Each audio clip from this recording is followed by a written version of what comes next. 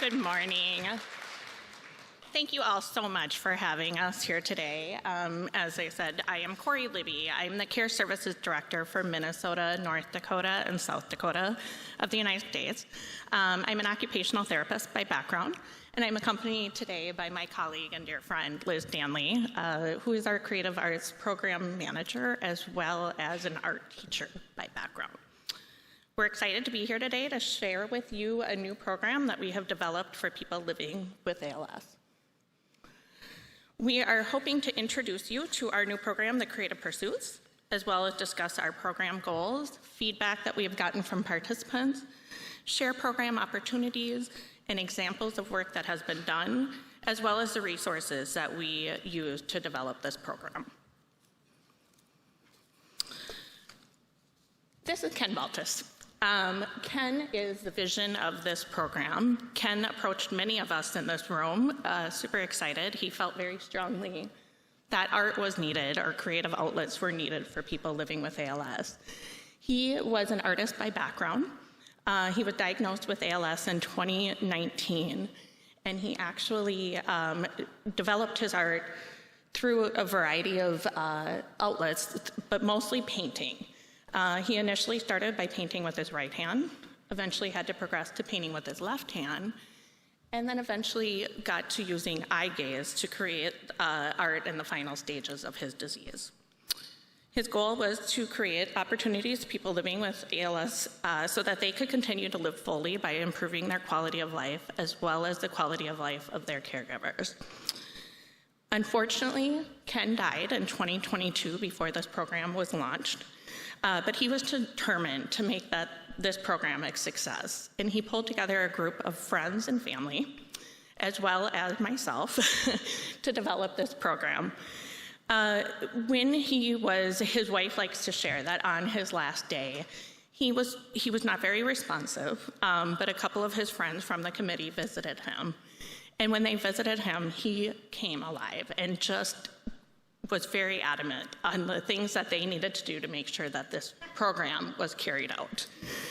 So we are proud to announce that we launched this program in 2023 locally to 5 states in the United States, and now are able to offer these opportunities virtually to everybody in the United States living with ALS and their caregivers.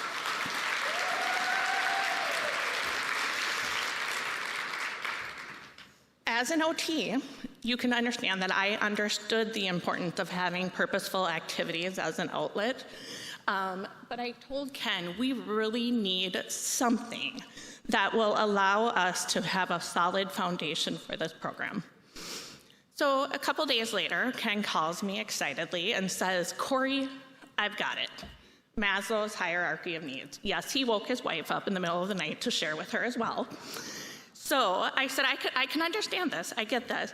So I did a deep dive into the programs and supports that we were offering through the association, and I found that we were really focusing on safety and the physiological needs of those we served. We were starting to get into the love and belonging by offering support groups and peer connection. But this would allow us to really meet those top 2 human needs, esteem and self-actualization. This also allowed us to outline our program goals. The goals of the Creative Pursuits program is to allow self-expression, enhance self-confidence, ease anxiety, enhance social interactions and peer support, provide meaningful diversion from the challenges of living with ALS, and provide adaptive tools and techniques to accommodate a wide range of physical abilities. I'm not going to read all of the statements on the screen, but I do want to share that we did develop a program survey to assess how this program was meeting the needs of those we served. So as you can see from the comments on the screen, we are definitely meeting those needs. But in addition to these testimonials, we have gotten 59 survey responses to date. 95% of program participants say that this program provides meaningful diversion from the challenges of living with ALS, and 81% say that it enhances their social interactions and peer support. None of this would have been possible without my dear friend and colleague, Liz Stanley here. She is the manager of the program, and she's going to share a little bit more about the program's offering, as well as share some of the amazing work of those that participated.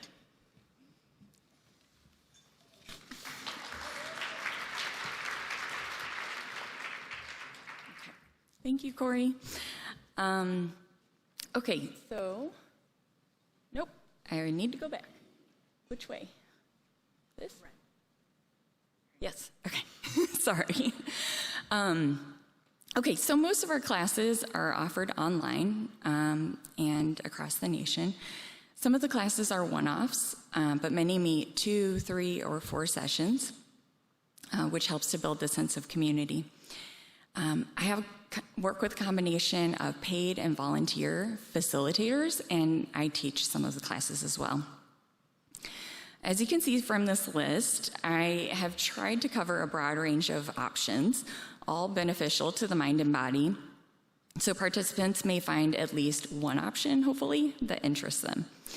But I will say that most participants, they sign up for multiple classes. So once they get in one, they kind of sign up for more. I like to share with you some of the science behind the choices that we offer. So sorry, they're not on the screen. I'm just going to literally read off a bunch of facts. So bear with me. But these facts come from the book, Your Brain on Art, How the Arts Transform Us by Susan Magsamen and Ivy Ross, in which these authors have compiled many studies on the arts into an easy-to-read manual of sorts.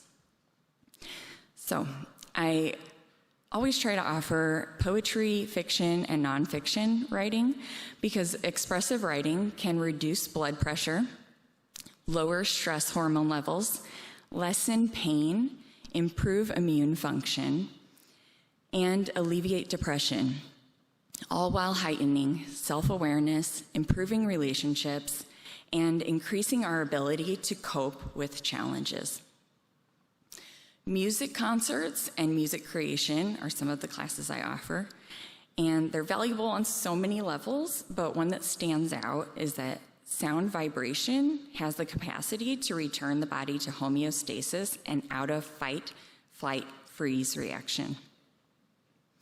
I offer various visual arts classes such as hands-free digital art, creating art with AI, other tactile and digital art options, because just 20 minutes of any art activity, including coloring and scribbling, is enough to lower cortisol, reduce stress, and leaves you feeling calmer and more content. So you should all just scribble, okay? As they say, laughter is the best medicine, and studies actually confirm that it boosts dopamine, serotonin, and the same kinds of endorphins released in response to sex, food, and exercise. So I listened to the requests of folks in support groups when I first began the process of creating this program, and I offer comedy classes where we get together, share jokes, play games, and laugh. Viewing art triggers a neurochemical exchange that leads to a release of emotion that leaves you feeling more connected to yourself and others, and is one of the most meditative practices. Therefore, I offer online museum tours for those who cannot attend our in-person tours. Just 20 minutes in nature per day, or a total of 2 hours per week, significantly lowers cortisol levels and boosts your immune system. So I asked our in-person nature immersion guide to create audio guides in 20-minute and 2-hour increments so that all people living with ALS and their caregivers may use them from either inside their home, in their garden, or a nearby park. Nature immersion is another way of saying forest bathing, or Shinrin-yoku, the Japanese art form, which translates into taking in the forest air with all of your senses. And we also offer social clubs focused on writing, visual arts, and books that meet once a month where folks can get together and get to know others with shared interests. We also offer writing and visual arts classes for caregivers. The image on the screen is a game that we played in one of the comedy classes where we had to make up a funny caption or story for an image. As you can see, this one triggered a slew of hilarious responses.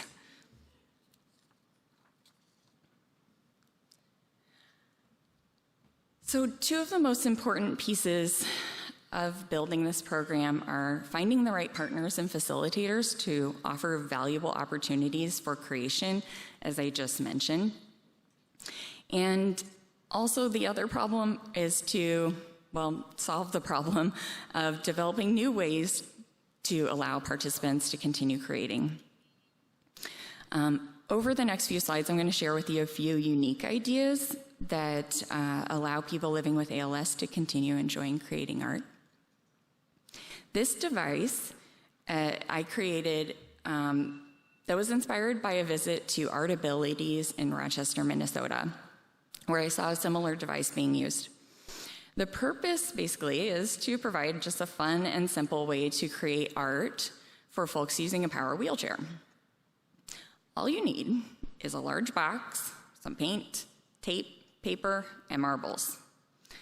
The artist can bump into the box with their wheelchair, making the marbles move, pulling the paint across the paper. This artist didn't think he was an artist. He never enjoyed making art growing up, and he was very adamant, I'm not an artist, I don't like making art. But we convinced him to try it, and he had so much fun just laughing and having a blast with his caregiver, driving super fast, bumping into this, or just kind of tapping it lightly to see what happened. He's really proud of this piece that he created.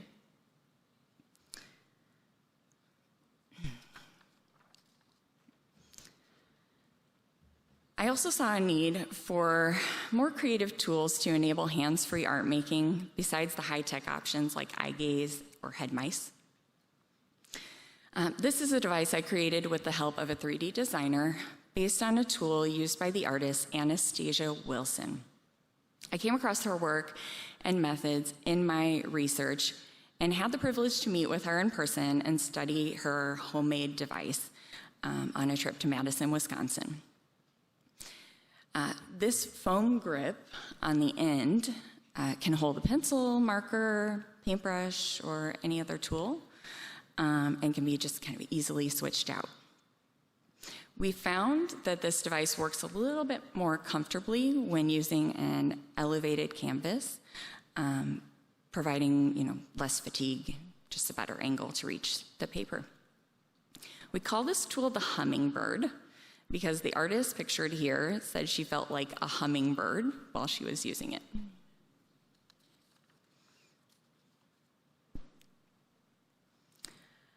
I work with another incredible artist who transitioned to painting by holding a brush between her toes last winter.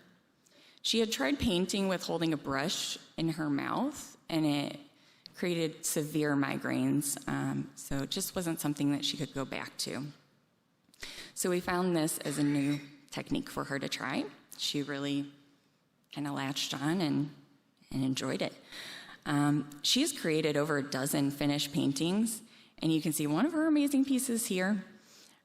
She was experiencing a great deal of fatigue, though, in her leg muscles from painting for hours at a time. She would sit down and paint for 4 to 6 hours a day.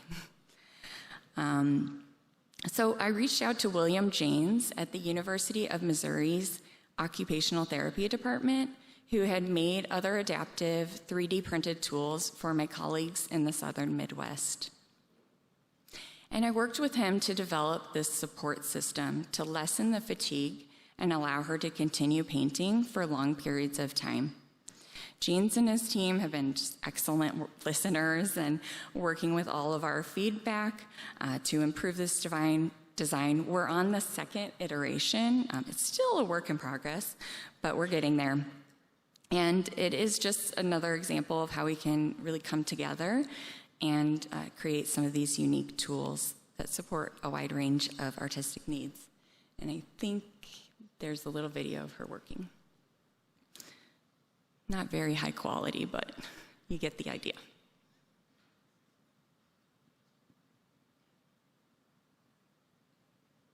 Okay.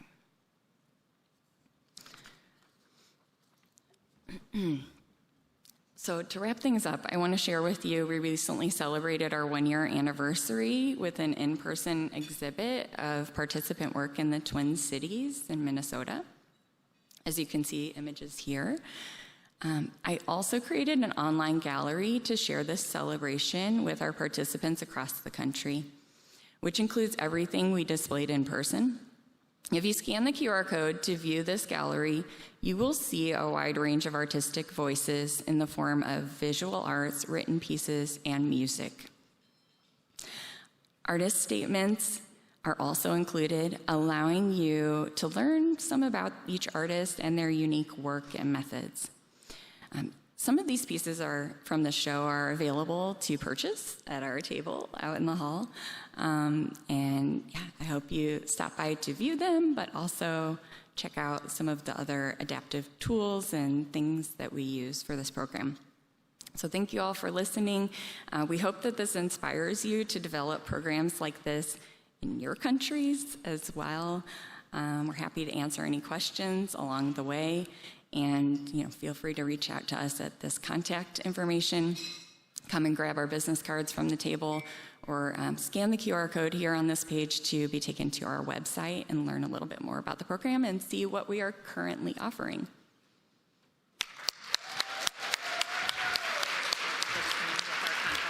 Oh, sorry. Sorry, that's the slide I was talking about.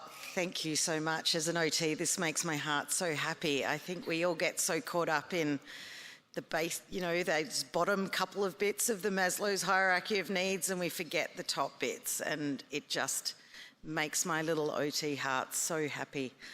I'll just check first if there's any questions from the virtual attendees. I don't think there is, so we'll go straight. Oh, sorry. Someone behind you's already got a mic. Thank you. This is so relevant. This just literally came up in one of our support groups, and the support group meeting actually ended up being more about art than the disease, which was a beautiful thing. 2 questions for you. Do you integrate caregivers and people living with the disease in the same sessions? And second question is, any tips on sculpture? On what? What was the last? Sculpture. It's probably a whole talk in itself. Yeah, sculpture. One of the clients in the support group, he is a sculptor, and as he's losing functionality in his hands, he's trying to figure out how he can continue to sculpt. Yeah, I think that would depend on the medium that he's using to sculpt with, but I'm happy to troubleshoot that and see. If you want to reach out to me, I'm happy to kind of solve these one-on-one problems. Amazing. I haven't worked with a sculptor yet, so I'm always up for that new challenge. As far as caregivers and people living with ALS combined, that does happen in some of the classes, so like the comedy classes. We do have a few caregivers joining in, and then sometimes caregivers decide to use the art materials as well for some of the other classes, and I can't stop what what they do. They're online in some other state, so happy the more people who want to participate. But we do also have separate classes for caregivers alone. Awesome, thank you. I think there was a question down here. If someone's got a mic. Oh, there we go. Just congratulations. It's such a beautiful thing that you've taken on here, and what a tribute to the gentleman who was persistent in asking. My question is, sending out the art materials, you can't figure out the adaptation that everybody would need. So how are you working with individual needs when I'm assuming a lot of these people aren't artists with experience, they're people living life. So how does that online version work? Thank you. Yeah, it's a tricky bit, but we do have some artists who have been painters in the past, and then again, like you said, some people who are novice, and this is the first time they're creating. They might not know what they need exactly. I do have part of the registration form is kind of a survey asking some of the tools that they use, and then also asking just like an open-ended question of how can I support you? And I get a lot of really good answers from that. And then I just kind of go from there. If I don't know the person and they're not from our local kind of chapter, then I'm going to probably call them or email them and connect with them one-on-one, have those conversations, try to figure out what I can send that would best support them. And then, kind of go from there. Beautiful. Thank you. And I will just add to that, that is a thing that is ongoing, right? So a lot of the participants know, and I remind them a lot, like, you let me know if what you have right now isn't working for you anymore, and we'll find a new way. So. Probably got time for, up the back there. Sorry, I can't see very well. Hi, I'm Max. I know we spoke a little bit yesterday, but I was wondering, do you have art therapists on hand, or do you provide education to other, art therapists, recreation therapists? I feel like this is something our patients could so benefit from. I don't know if it's within their scopes of practice to adopt art for people, but yeah. Yeah, so we don't have art therapists necessarily on hand. One of the teachers that teaches the Art for Healing classes is certified as an art therapist in a very specific technique. And so, her guidance through that class is really phenomenal. But yeah, no, I don't currently work with art therapists or train them, but I am very happy to meet with anyone who wants to learn more. Let's just hope your amazing program inspires other people to develop this kind of program where they are. Because Hope so. No more questions. So I just wanted to say an amazing thank you from my OT to my OT and my art therapist. Happy heart.